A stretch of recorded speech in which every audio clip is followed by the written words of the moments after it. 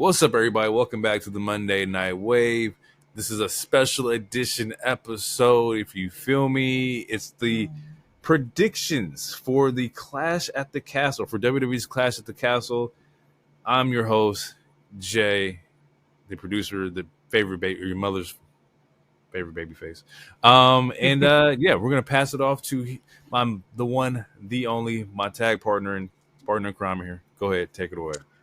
He is the wild card. He is the king of gorgeous. He is Mr. Sexy Ass Lottery. He is Hero, and I am he, baby. And Mr. Bianca Lonair. Yeah, I said Mr. But you didn't think I was going to dip into the women's names? Nah. Crazy. Mr. Lonair. Let's go. What do you want to pot about? Oh, wait. You don't even got to answer that question. You already told us, baby. It's time for Clash of the Castle. In Yes, Glasgow. sir. It's definitely in Glasgow. It's going to be a great show. I have a very strong inkling that we're going to like this PLE. Before we get into the matches, for sure, don't forget to follow us on all those socials on YouTube, Spotify, Twitter. Soon to be Instagram. At the Monday Night Wave. We will be here live reacting, or hopefully live reacting to some of the events that happen. But before all that, let's get into the match card. Let's see what we got here. What you got for me? All right. So as of right now, there is no order. But there have been 5 matches guaranteed and based off Elimination Chamber, the Saudi Queen and the King and Queen of the Ring, and Backlash. If they're going to keep to the 5 to 6 match formula, then this seems like it's pretty concrete. So, as of right now, I'll just say again, there is no order as of right now. So we're going to go with Card subject to change. card is subject to change. So we have the women's tag triple threat with Bianca and Jade. Fucking Alba Fire, Isla Dawn, and Shayna Baszler and Zoe Starks.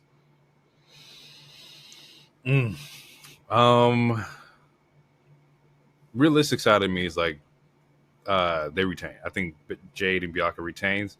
The chaotic side of me, or the sicko part of me, would love to see Alba Fire and Isla Dawn get this, just to shake shit up. But I don't think the story is quite over for Bianca and Jade just yet. So I think I'm gonna ride with Bianca and Jade. Yeah, I too am going to choose Bianca and Jade. It's too soon to take it off of them. We are in the stage of where they're trying to elevate this division and make it more prestige, so that it's not fucking playing patty cake and stuff like essentially the consistent complaints that we've all had with this women's tag division since its creation. So I think they're going to continue to try to elevate it. It's too soon to take it off of Bianca and Jade. They're too heroic.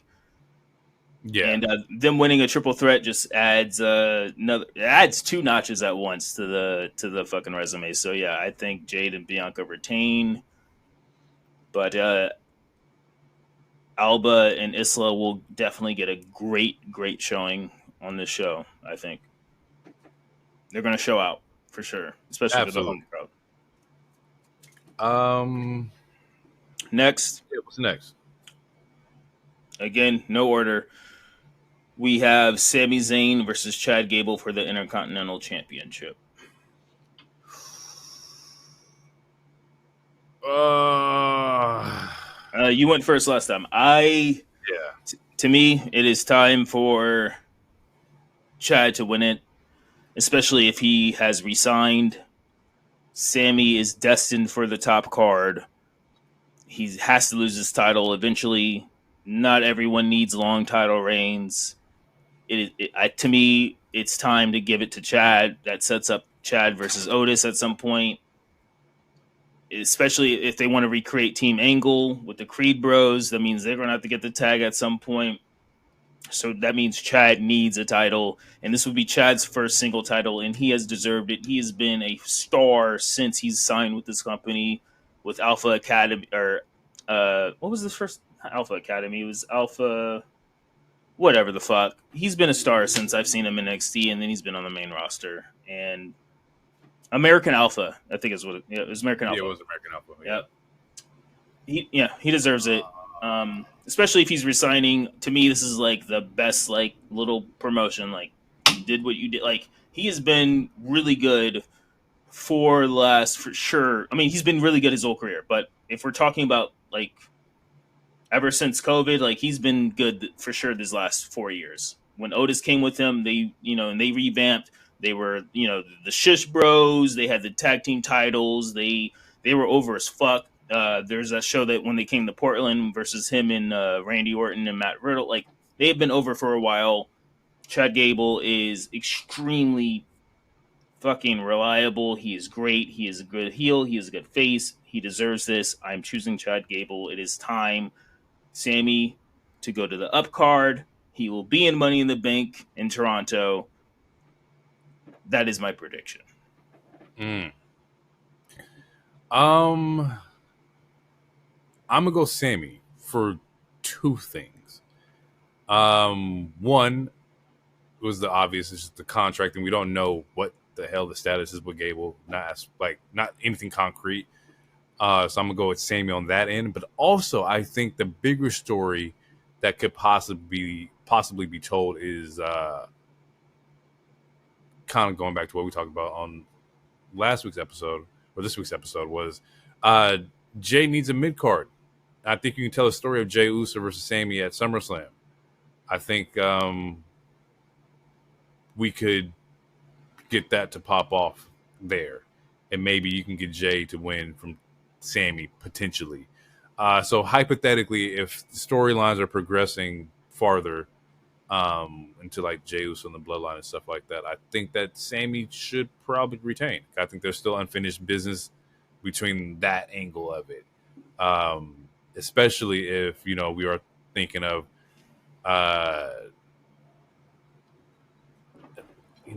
another Fatu entering the circle at some point. So It's funny. I think you're wrong, but for the right reason. If that makes sense. I'm so confused. No, I have no because idea. because I think again, like we talked about it in the last show. I think Jay needs a single title, and Jay versus Sammy. Although that would be a good emotional match, they're both super hot, like super over baby faces. I just don't see them fighting anytime soon. So in theory, I feel like if Chad wins, then SummerSlam we could get it Chad versus Jay, and I think that's a really good match. And whoever wins that is whoever fucking wins that. I don't give a damn, but I think that's a really good marquee match because you get a over ass heel. Because I mean, Gable is over, and if the Creeds join his horses, like that's crazy too. And then obviously Jay, the only person more over than Jay is Cody Rhodes right now. So like they are the top two baby faces, and Jay. Yeah, I just don't see Jay. I just don't see them booking Jay versus another crazy ass baby. Like Jay, Sammy, and Cody are the top three baby faces in this entire company. Maybe that's the angle. Maybe Jay's like, okay, you got Sammy, but you can't get me, kind of thing. Maybe that's the case. I'm gonna go Sammy. That's my answer. But all right. So next we get Bayley versus Piper Niven for the women's world title, women's championship. Rocking with Bayley here. Once again, Reigns it just started. I think this is her second title defense since she's had it. It might be third. Because I feel like she defended the title on one of those random SmackDowns, and that's what set up to that triple threat at Backlash. But also, I don't know. It's either second or third. Yeah, it's still either way, it's still mad early for her to lose the belt at this point. So I'm gonna go on Bayley. Yeah, I too am going to go Bayley because I think the marquee match is Bayley versus Nia. Every single time they fought, it's been fire. Their NXT match, even though Nia is 1,000 times better than what Nia was then, and Bayley's I don't even want to say 1,000 times better. I'll say Bayley is like 300 times better than what she was back then because Bayley's a fucking goat. The new versions of them, I feel like is going to be way better than what we saw in NXT. I think that's just a marquee match. I do want to see Piper versus Nia though, so maybe like after Clash of the Castle, Bailey wins, and then Piper tries to get another chance, and then her and Nia fight, because I think we need to see that. I think that's a marquee. That's one of those that's like almost our Braun Strowman versus Big Show, or Braun Strowman versus Omos. That's one of those matches where I feel like you gotta. That's Omos versus Obafemi. Give me that. Either way, I feel like it's one of those matches where we got to add extra stability to the ring, because they might make it break. Which honestly, the first woman to fucking make a ring break, the ring break, that would be Pop. super fire. Pop. Oh my god. Pop. Yeah, but either way, yeah, I have to agree. Even though it's bad radio, I gotta agree. I'm choosing Bailey. Got to choose Bailey. It's just too early. Yeah. What else? So we got then here? we get. All right, so we did Bianca, Sammy, Bailey. So then we get Cody Rhodes versus AJ Styles in an I Quit match. Fuck, man. Like, I feel like a broken record here because nothing's really changing. So, realistically, Cody. But for the sense of radio, I'm going to say AJ. AJ is going to make Cody Rhodes say he quits. That doesn't even sound believable. Yeah. Unless Brandy's involved, shit. No, because everyone quits for their wife or like their child or something. So like, unless Brandy's involved, or Pharaoh the dog, which I know for they're Cody's winning. To me, Cody's winning, but to me, I'm trying to figure out how they're going to book it, because obviously we know that Cody's winning, but how? Yeah, because the OC is back with AJ, so that means he has backup. Cody still has zero backup. How is he going to make AJ say I quit when he has two friends to help him? But yeah, was there anybody that AJ jumped ahead of? Like, was there a break in between? I mean, it was just Logan, but Logan's not coming out to sabotage AJ. So no, Logan's in another program. Like, now they're starting to slowly set up Logan versus LA. So I don't know. I really don't know how they're gonna do the finish of this. Man, honestly, oh wait, you said Cody, right? Yeah. Okay. All right. I don't believe this, but fuck it. AJ wins, and he wins because they attempt to hurt Brandy. So Cody has to quit. But Cody wins it back either at SummerSlam or whatever happens in September. If Cody, that's get the dog, turn Cody into John Wick, let him come back with the black hair, and just fucking wreak havoc on everybody. Yeah, because that's the only way that shit's happening. Similar to what Judgment Day did to Edge, like when they hurt Beth. The only way Cody is ever going to quit is if Brandy or his child or Pharaoh is going to be hurt. And they're not going to pull the child angle. And honestly, the animal angle is wild because, I don't know if a lot of you fans know this, but the reason why it went from WWE from WWF is because they had a legal battle with the World Wildlife Foundation. So I don't think they're going to do a dog angle. No. So the only other thing you could do is let me beat up your black wife. That's the only other angle they could do. God damn it. Or just beat up your wife. Main event is going to be Damian Priest versus Drew McIntyre. Where are you going with this one? Who's your hot pick in this? This one's a little bit more interesting, I feel. This one is honestly, this is probably the hardest one. Because you don't want Drew to lose in front of his home again, right? No. He threw out a banger against Roman too. Yeah, I mean, it's Drew. He can have a banger with anybody. But also at the same time, I feel like it's too soon for Priest. It's kind of similar to how I feel about Swerve and Ospreay. Like, to me, it's kind of you don't want Drew to lose. similar. You don't want Osprey to lose, but I also feel like it's too soon to take the belt off of Damian, just as much as it's too soon to take the belt off of Swerve. And also there's always Punk. Punk is like he could show up. So I'm really Mm, this is really hard it's for me. tough. This Tough is one easily the hard like because you and I because it can talked go either about way. it. And you and I talked about it. Like a lot of these 5 match shows, like Elimination Chamber, Backlash, like a lot of them been predictable, but they still been really good. Out of all those Mhm. shows, slash also Saudi Arabia, like this is probably the least predictable match because this could like again, like I don't expect Drew to lose this in front of his fucking home crowd twice in a row. I don't. Man. But then come, yeah. Man. Okay. Whew. Okay. Yeah. Fuck yeah, This this is is really tough. hard. This I is really tough. want to flip the coin. Because also Gunther is supposed to fight whoever gets his title. That's another fucking plot point.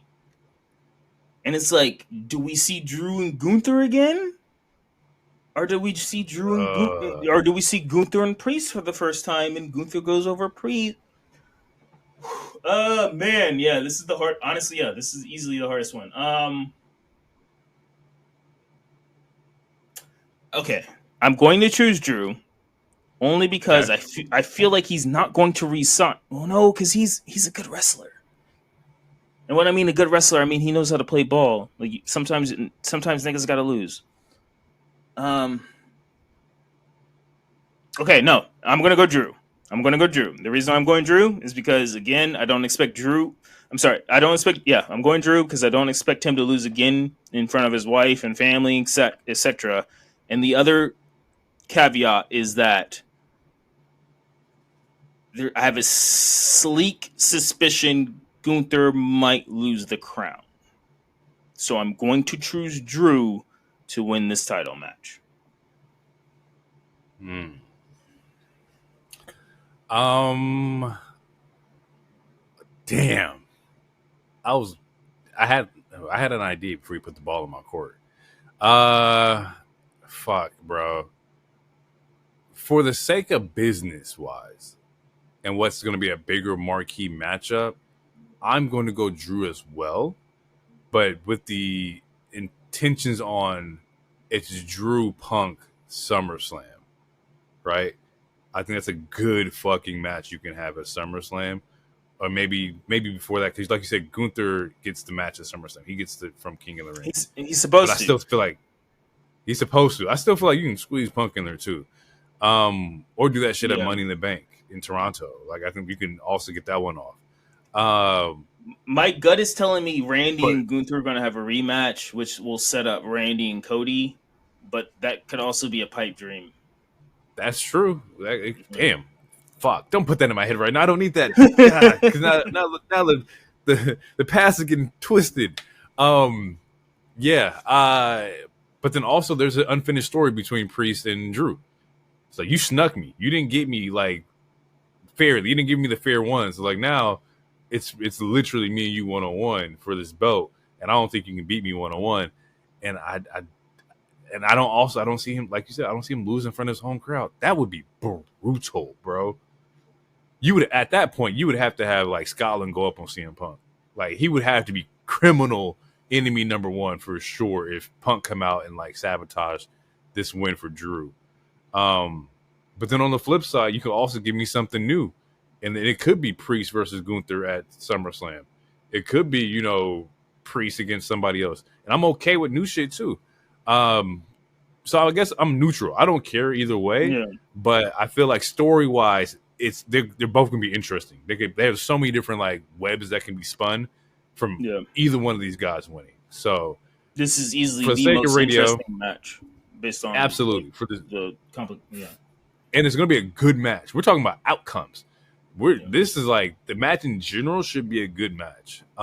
So for the sake of like just choosing, I'm gonna go Drew because I do want to see Drew Punk for a belt. I think that would be fucking solid. Do they need it? No, but I think it would be for WWE terms. I think the stakes would be a little bit higher if there was a belt on the line. Wait, who did I choose?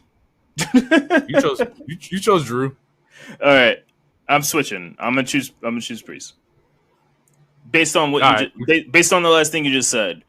Because yes, Punk and Drew would be better with a belt, but if Punk costs Drew again, which again, oh man, if Punk It does would put cost, Punk in different levels, bro. I mean, in the UK he's going to be hated, but in America he'll be fine. But it makes another rivalry to where yet you don't need a title for this rivalry. Similar to how I felt with Rock and Roman, or again how I mean, we talked about multiple times. There's multiple titles or rivalries that can happen without a title, and this rivalry does not need a title per Nah. se. Especially if Punk costs him out of 2 titles. That's how you know like the hate is real. It's like, and You then want to yeah, talk about a Montreal screw job? man, Let and then Punk sabotage Drew twice. bro, what if Punk has to be the referee because of whatever happens with Judgment Day and like or some shit and man, yeah, all right, yeah, I'm switching. I'm gonna choose Priest, especially for good radio. I'm gonna just switch. I'm gonna choose Priest. We get Priest and This is gonna Gunther. be good. Yeah, I'm excited now. Yeah, This is gonna be dope. yeah. Yes, people. That was our prediction for Clash of the Castle. Hopefully you're excited as we are. We definitely got some shit lined up as far as like our predictions and what our thoughts were. So man, we're up for whatever's gonna happen. It should be a good Um show. Good ass show. yeah, definitely gonna be a good show. If you're hearing this one is gonna come out before, of course, the PLE.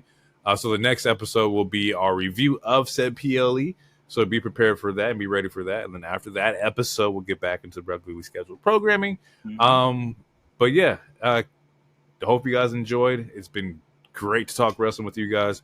We will catch you guys in the next one. It's been real. Peace out. Peace out. Too sweet.